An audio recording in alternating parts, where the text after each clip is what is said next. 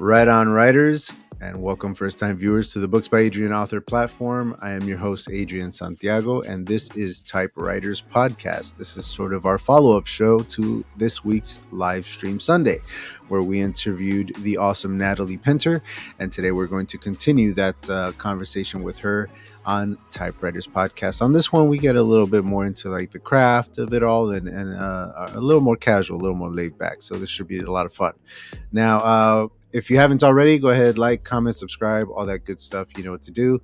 And the links for Ms. Pinter are found in the description down below. So if you go over there, click on it, you'll find her website, which will lead you to all the things, including where to buy her book, The Fragile Keepers. Let's go ahead and bring her out here, Miss Natalie Pinter. Hello again. Hi. Sorry about the camera. Hey, you know, it is what it is. We tried our best. We literally tried everything that we could think of. So, you know, it's just not in the cards. It's all right. You are actually not the first, though. So take solace in that. Although the other one was by choice. She didn't want her face on camera. She wanted to remain very mysterious and ethereal and whatnot. So, you know, we can just go with that. I'll just tell people, no, yeah, she's just very mysterious. You know, didn't want to be on camera. That makes me feel better. I'm glad I'm not the only one then. You're not the only one. I have done this with a blank screen before. It's not a problem. Now, one thing that I did forget to talk to you about on live stream Sunday that I wish I'd brought up was the fact that you also offer proofreading and editing services on the website there on your Connect page. Anything the folks at home need to know about that in case they do need a fine editor for their book? Not really. I haven't really gotten much traction with that, but I feel like at this point I have done so much with my critique partners and I've beta read so much over the years that I feel like I have something to offer. I mean, I'm not an official editor. Like I'm not a technical editor, but I definitely think I can help with sentence structure and syntax and developmental editing and stuff. So nice.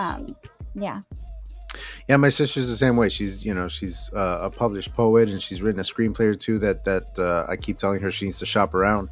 But otherwise, she's been critique partner to many, beta reader to many. She's an avid reader herself. She's a very good writer, a better writer than me. And I have her just editing all my. She's my editor, you know. So she's not licensed or whatever it is, but she's an editor and she gets it done. She does it well. So yeah, by all means, have at it. If you can do it, do it. We need more editors. Can't tell you how many books I've read where I was like, good grief, this book needed an editor. Really bad. I know. It's one of those things I feel bad because sometimes you read something and you're like, oh, it's good, but it could, yeah. Like that there's the potential there for it to be great, and yet it's like held back by the fact that they couldn't afford an editor. And I get that, man. It's pricey, it's expensive, it gets crazy, and I've heard horror stories too of people who got wrapped up with the wrong people. Yeah. It's hard out there. Bad editors that are super expensive and yeah, for sure. Once I saw the pricing of like a professional editor, I was like, you know what, maybe I should make some money first and then I'll look into these professional editors. Stick with my critique partners and beta readers for now. Oh man. But yeah, now I wanted to ask, what did I want to ask with the in general with your writing, I know that I'm putting out my debut novel. I can't talk today. My debut novel, and I'm turning 40 in like 2 years. So definitely a late start to my author career. What was it for you that finally kind of flipped that switch, and you were like, I'm gonna write a book. I'm gonna get it traditionally published. I'm gonna do the thing. When did that happen for you? I think in my early 30s. I'm kind of a late bloomer with it too. Like I had said earlier, I was a bookseller for many, many years. I worked as a bookseller for like 14 years. So I was, I've always been reading a lot, but I was reading a lot then, of course, as a bookseller, and I was always kind of writing secretly. I was like a little closet writer, That's good though. I honed the craft for a long, long time, and then I just, I had a lot of things that didn't really pan out, but I don't think they were supposed to. They were kind of me developing, the habits and the skills and everything, and just kind of honing the craft. And then I really dug deep into this book, and I just got obsessed with it. I was really, really into it, and I really, really wanted to get it published. So, it was just, it was a lot of hard work, but it took me a long time too. It was published in 2020 and also when I was 40, so kind of a late, yeah. I mean, hey, late. No, exactly my point as well. For years I wanted to put my writing out there and be published and be an author and all that kind of good stuff, and sometimes it takes getting to a point in life where you're like, oh yeah, I should not only can I, but I should do this. I want to. It feels right. I want to get it done. You need to almost. Yeah. No, same here. I need to quit my day job. I need to not work for the man anymore. I need to stop punching a clock. I need to stay home with my family and homeschool my kids and write all day. That's what I want to do. So yeah, for sure. And finally having that drive to actually do it. It's funny because this is viewers of my channel will know that this is my second attempt. The first thing that I set out to do was write this big like graphic novel series with my buddies, and we were going to workshop the writer's room, the whole plot together, and then I was going to go off and write the scripts, and we were going to get an artist, etc., etc. And the writer's room is fun, and we came up with a really great, crazy world and great story. And then it came time for me to write the scripts, and I just could not nail it, man. Like everything I was trying, I wasn't happy with anything I wrote for a couple of years trying to make that thing work. And finally, I set it aside and decided I need to write something for me on my own that's not going to drag a whole bunch of other people down when it sucks. It's something that's only my name on it, so just in case it's terrible. That's a lot of pressure for a first big project to put out there. Yeah, and that was part of it too, is just knowing that the kind of talent and the quality that they bring to the table. And I was like, I need to bring the same level. I need to bring my talents up to match.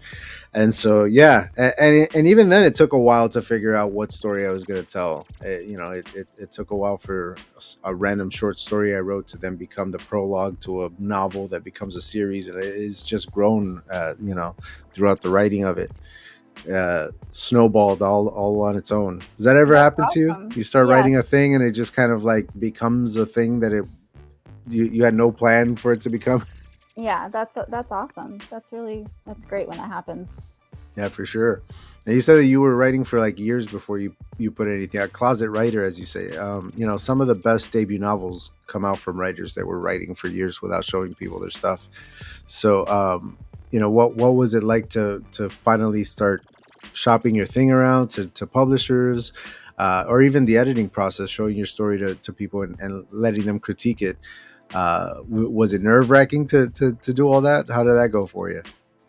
Yes, and actually, people talk about how hard the submission process is, and it is. Sure. But honestly, for me, the hardest thing really was the very first time I shared with any critique partners, because for so long I had no eyes on my stuff, and I had just been doing my own thing for so long, and that actually, so just a couple of people taking a peek was for me the most like traumatic. And then later, I get more used to it and do other things and get beta readers and get a thicker skin and all that. But for me, actually, the hardest was just those first few like people taking a peek, because for so long I had just kept things to myself. Whereas by the time I got to the submission process, it was like, whatever, they don't like it, fine. That's funny. Yeah, I always tell people that I love the whole critique partner editor process. Sending it off like tends to make other authors very nervous, and for me, I'm always excited to get it back covered in red. Like I want all those markings on it. I want them to like rip it to shreds, because that's just opportunities for me to make it better. And that's the whole point, right? and good critique partners and good beta readers are absolute gold. I mean, it's you have somebody who gives it back to you, they're like, I liked it, it was great. that can be nice and that can make you feel good, but the people who have actually constructive criticism, who can identify and articulate what's working and what's not, are really, really what helps you. No.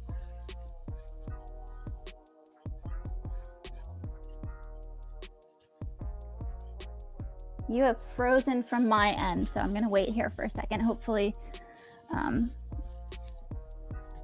you'll pop back on. So far so good. Did you hear any of that? Did you get that? You froze there for a minute. So I thought so. Yeah, my Wi-Fi is. I just got an alert on my screen that my Wi-Fi is for some reason just tanking all of a sudden, and I'm looking out and it's clear skies. There's no reason for it, but I don't know. It seems to be back. My Wi-Fi is a whole character on this channel. It tends to just kind of do what it wants. Oh man, add some suspense to the oh yeah, sure, keep people on the edge of their seat. Fantastic. It's like the bane of my existence, because I have the best Wi-Fi that this company offers. It just happens to be complete dog crap all the time anyway. The best sucks. Yeah, the best is like really, really bad. It's like I want better than the best. Right on, man. So like the finding the good critique partners and beta readers is not only difficult, but it's also important to differentiate the two. You know, critique partners being other writers who are going to tackle it from a writer's perspective, and then the beta readers who should be readers and tackling it from a reader's perspective. And and often I'll have like beta readers sending me back stuff with like grammar corrections and stuff like that. I'm like, yo, that's great, but that's not what I need from you, man. Just tell me like what you think about the story. Like, I'm gonna get to all that stuff in the proofread. Like, tell me about the characters and the dialogue and the flow, and like what theories you had, you know, based on the mysteries, and like what got you, like what surprised you. Like, that's what I want, you know, from the beta readers. I want the reader experience. Yes, exactly. It's one of the things that I really love about my sister as an editor, because she has kind of both sides of the coin. She's just, you know, back and forth that way, where she can do all the corrective stuff that I need from a writer, but at the same time she's letting me know what surprised her. Like she's making little jokes about characters, and she's just like, you know, like giving me the reader perspective of it, you know. Yeah, she's looking at the micro level and the macro level, so she can like get in the nitty gritty and then step back and look at the big picture. Yeah, and it's kind of like having two different editors in one. I like that a lot. It's very helpful, and hopefully it makes for a good second draft once I'm done with it. Knock on wood. It will. What stage of the process are you in on your new project? Are you still plotting? Are you actually writing chapters right now? Where are you at with that one?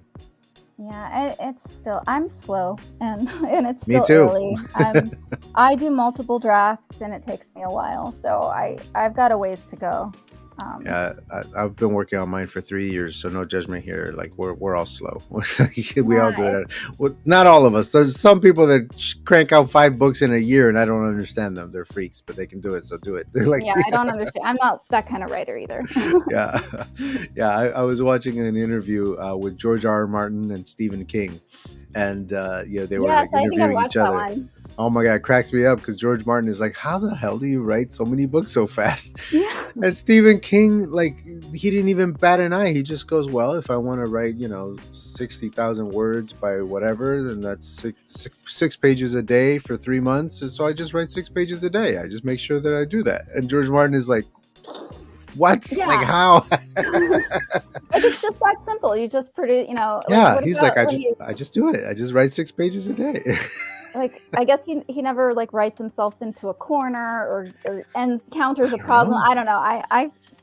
I'm slower than that. He sounds like a complete pantser to me. Like, it sounds like he just sits down and just pantses the whole thing and then sends it off to an editor, and here, you figure it out, like. Yeah. I think he is. I think I read his on writing book, and I believe that, I don't know if he called himself a pantser, but I think that he doesn't plot. I feel like I read that he said that. Yeah. Meanwhile, George Martin and myself we're the gardeners, so we plan out a lot, but then things, monkey wrenches get thrown into the gears every now and then, and we have to like go back to the outline and restructure stuff. And so I relate to him and his slower process a lot more so many fans are giving him so much crap about how long it's taken him to write the new book, and I'm just sitting here going like, man, it's hard to write a really good book, man, and the books he writes are really good. Like it's hard. Yeah, they're both amazing writers, and yeah, as a writer, I can't imagine the pressure of like having to, to make some amazing stuff and then be expected to just do that again and again, and to have a perfect resolution for it all. It's got to be. Yeah. And that it had to have been, probably psychs him out, It had to have been one thing writing them when he was just George R. R. Martin, but now that he's, George R. R. Martin, the writer of the books of the biggest show of all time, like, like it's pressure, man. It's a lot of pressure. I'd be freaking out. I know I would be. I haven't even put out this first book, and I'm freaking out about the sequel. I don't have high hopes that if he does finish it, that's great, but I'm not at this point. I'm like, I really enjoyed what he's created. Yeah. If he doesn't finish it, I'm not going to be like angry like some people are. Like, it might not happen. I don't know. It very well might not. Since the last book. Yeah, I'm a naive little optimist. I'm gonna go ahead and just cross my fingers and be like, no, you know what? He's not only is he gonna put out the next book, he's gonna finish the whole series. I just know it. He's gonna finish. Probably not, but we'll see. He might. I read somebody was saying like, oh, he's gonna surprise us all with both books completed when and I'm like, like he's not gonna put out both books at once. They're not done. Yeah. We'll see how that goes. Expect the worst, hope for the best, kind of thing. Yeah, for sure. Miss Pinter, was there anything that you wanted to talk about on the shows today that maybe we didn't get to? Maybe I didn't ask. Maybe I didn't think of it. Anything like that was eating away at you, needed to be shared? I do have a friend who's got a book who's just come out, so I want to maybe just give a little shout out to him. His name is letter R, Tim Morris, or that's his name he writes under, and it's called The Lost Memories of Oceans. It's a fairy book, and I believe it came out the end of last month. So it's a very pretty atmospheric fairy tale, so maybe check it out. Like this, R, Tim Morris? Mm-hmm. That's how folks will find it. And then what did you say it was called again, the book? The Lost Memories of Oceans. The Lost Memories of Oceans. That is a dope title. I'm just going to put it up on the screen here so folks can go ahead and Google that and search it. And I will do so and also put the link in the description below when this goes up. So go ahead and click on that. That sounds awesome. I'm going to check that out. The title alone, I'm a sucker for good titles, man. You got a really dope title like that. I'm going to at the very least pick it up and read the blurb and see if I'm going to dive into it. That's a good title. There's all that talk about water having memory. So like that's, oh man, I'm in. That sounds good. Yeah. Oh, I didn't even think about that. Yeah. I spoiled the book. I ruined it. Well, we're going to go ahead and wrap it up. Thank you so very much for joining me for both of our shows this week. And I look forward to seeing more of you on TikTok, which is where I found you originally. And I'm going to read The Fragile Keepers as soon as I can and have my fingers crossed that your next book comes out sooner rather than later. Good luck with it. I hope that it comes out soon. Thank you so much, and I will be keeping an eye out for Mythic Shadow of the Spark. Very nice. Thank you very much. Yes. Best of luck with all of that. I know it's tough, and I know you're working hard on it. So that's awesome. It's been a journey. Yeah. Nothing has been harder than the whole cover thing, though. Like that's already just been like I have a migraine just thinking about picking my cover. It's going to be we'll get there.